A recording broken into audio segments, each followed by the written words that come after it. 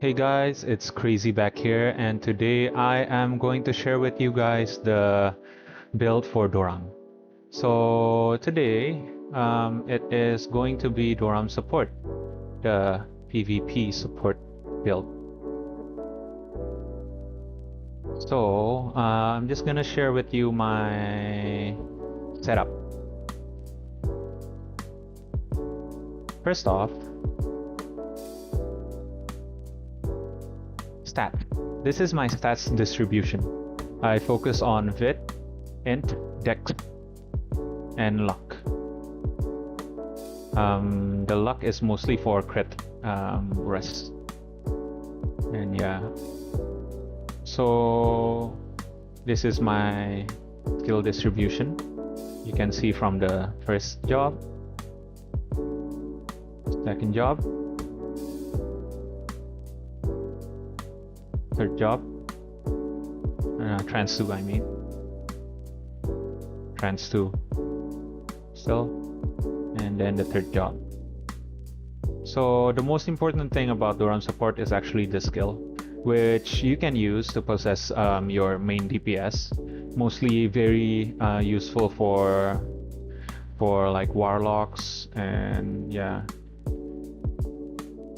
So you can see it increases your DPS's damage based on your basic stat as well, and also a fixed increase in P damage and M damage,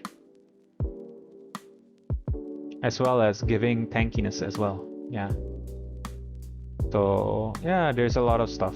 But in order to activate this, you have to get like 100 Doram points. 100 Doram points, which means you have to like use your skills. For example, like this.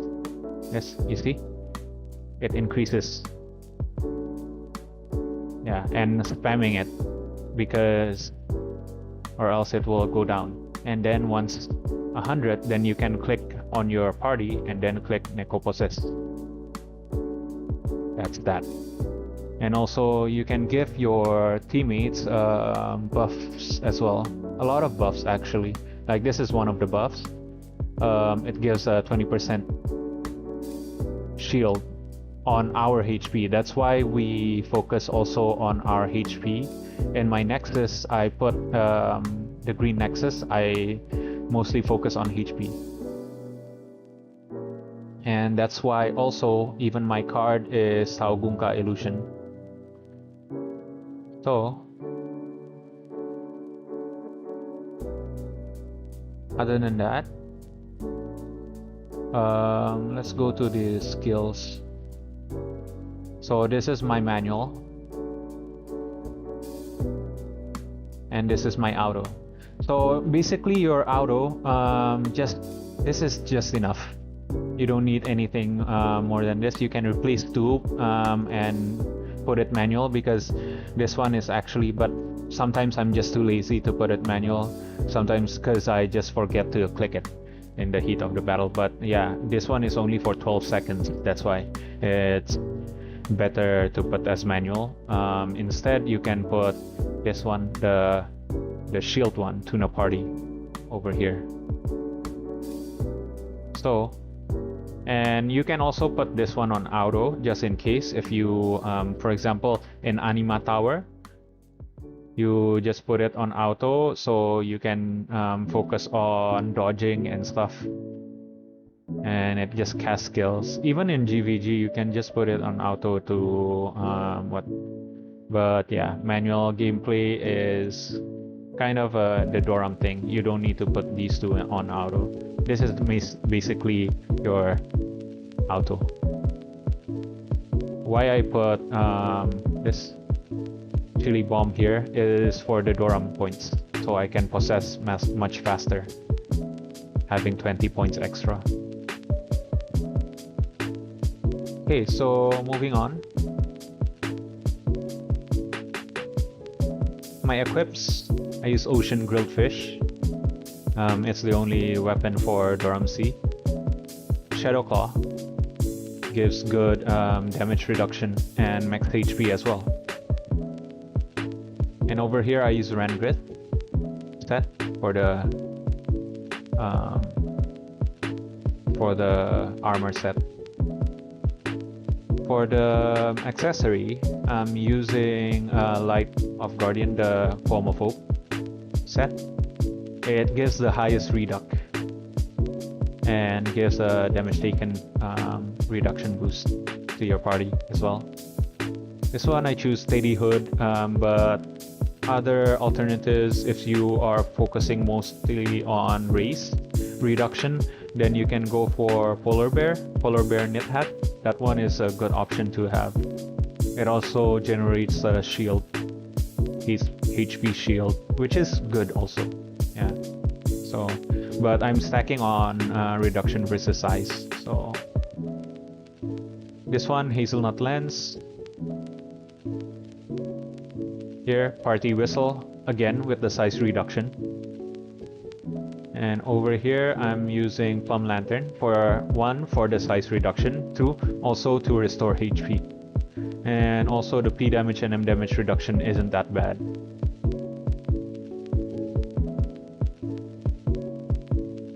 Third F2P option, Sailing Cheese. One is because of the P damage, M damage reduction is high, and also it has self-healing capabilities using its attacks to restore. Again with the HP percentage. So, the cards that I'm using, I use Dark Priest and Red Aruma just to like trigger the Dark Priest faster, but then it's up to you if you want to use other CC cards or you don't have Dark Priest or Red Aruma. Yeah, you can do whatever you want with this, but I mostly use this also because to increase my M damage. Since I am possessing a Warlock, these stats will help transfer to the Warlock and give a boost on their M damage. Shield using Tara Frog, quite normal. This one, Illusion Taugunka, again with the max HP needed. And this one I use Dustiness and Jack just because Warlocks are quite painful. So yeah, fire resistant and wind resistant is crucial. And so next one, for me to dodge, for us to dodge a lot of enemies, I focus on movement speed stuff like Moonlight Flower, and also the P damage and M damage reduction is quite high, 3 and 5. Yeah. And as well as this one, movement speed 15% and the additional effect of it. This one I use the free-to-play best for P damage, M damage reduction if you don't have any other cards. Like for example, the tedious one to get P damage and M damage reduction is 3-star illusion card Osiris, 6%. But yeah, it's too much to actually build on. And yeah, the other one is Sea Otter. Self-explanatory. Headwear, I'm using Orc Hero card. You can see this Orc Hero card has high P damage and M damage reduction, the illusion one. And Deviruchi, just because the blind effect is annoying. Facewear, there are better options for the facewear because I am mostly a DPS. I've been DPS for my whole entire ROO, but yeah, changing to support. This one is better off using Azure Earrings. Over here, mouthwear, I'm using 2 Doppelganger Puppet 2. For backwear, there are better options, but I'm using Deviling Puppet 2 currently. But for supports, you can use GTB because M damage reduction is kind of good to have, especially like high M damage reduction. GTB Puppet 2 has a decent M damage reduction, even just 1 star. Over here, there is I'm using Baphomet Puppet 2, but the better option if you are like me, you want size reduct, then you go for Charm of Spider. 2 of them. Okay, next is Cogwheels. Cogwheels, mine is still not perfect yet, because, so if we go here,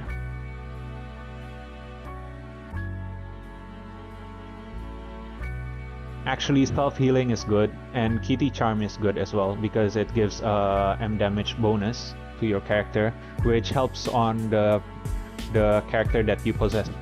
So, other than that, for support, it's better to have Quick Evade, increasing movement speed. The one that I have currently, the self-healing one, Groom, restore 40% of your max HP, and I think Kitty Charm is good as well. For the basic skills, you can go for Holy Light Shield, Crisis Resistant, and Windlord Module. That is if it's perfect, but this one is still decent enough for me. Okay, so for enchants, quite straightforward. PvP, PvP over here. Head, back, costume. For the weapon and accessories, all magic boon, just to increase your possessed friend. Give a boost in the possession. This one, vitality for the hazelnut lens. This one, M damage reduction. This, face and mouth vitality. This one, M damage reduction, anti-M damage. And vitality. These two, anti-M damage. These two are counter crit. Okay, moving on to Nebula Path. Nebula Path, I'm using this. You can copy. This is mainly for support class. That's why I don't even increase this as much. I increase this just because it affects the healing as well. But yeah, you can see over here, it's mostly defensive.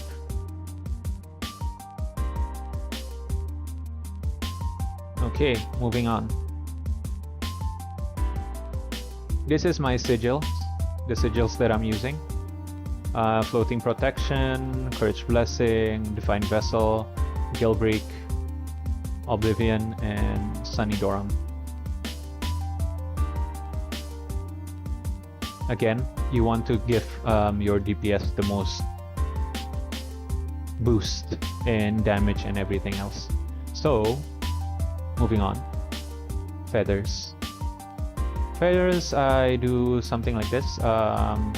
All light and dark, time and space, light and dark, define in nature, and all on the right side is order. So, moving on to mount equipment. It's all PvP, PvP, medium, and over here is PvP ward and max HP. This is completely up to you though. Okay, Nexus. On the Nexus part, the crucial one to have is actually only Fairy Wind to increase your movement speed again, to run away from enemies, and Power of Sea. That's it for Doram Sea. I have only one preset for my PvP, so when I'm in Doram Land, I use this as well. So that's why I have Reach of Land, and also I have Ruthless as well. So this one I think should be resetted, because yeah, I think this one is better. So yeah. Moving on to the deck. At the deck, I only use this because over here I think I changed some parts of it. But you can go for other deck options Like for example, because I don't have this major protection, I would use this major protection and last stand. Those two are very good. Rejuvenation is also very good. Vivify is like self-healing. Other than that, counterattack. Those four, you can choose any depending on your character. If you are a defensive like support, don't need to deal damage. This one, the M damage boost again for my the one that I possess, the whale. Okay, so moving on to the Soul Force, I am using Abyss Imprison. This one is very good. Using Ancient Strophe, Ancient Obin, Hydra, Tarafrog, and Merman. Nightingale Echo, I use Seraphic Hello. This one gives bonus stats to the whole party. So with a whole party with Seraphic Hello, it's kinda the current meta. It's stacked. So moving on to the mount, I'm using this Celestial Drake Star. It has offensive capabilities as well as defensive. So yeah, it's good. Any deck, I'm using the free-to-play set. So it's Eva, Skogli, Misty, Vinder, and this Grimnir. All of this actually boost in their main stats, which is like reduction versus size over here. Oh, this is size bonus. This is size reduction. This is size bonus and size reduction. This one is just because it's SSR and easy to get every week from Anima Tower. Over here, Trove Research, it's completely up to you. I use Resolute, PPP Reduction, Libra, Resolute. Pet, yeah, for pets is whatever you have. That is good. I'm using Genesis and Nemesis, Earthlord, and Dunnel, because that's all I have. Okay. So I guess that's it for this video. Thank you guys for listening in, and I'll see you on the next video. And if you have any questions, please drop a comment and I will answer to them promptly. See you guys. Bye.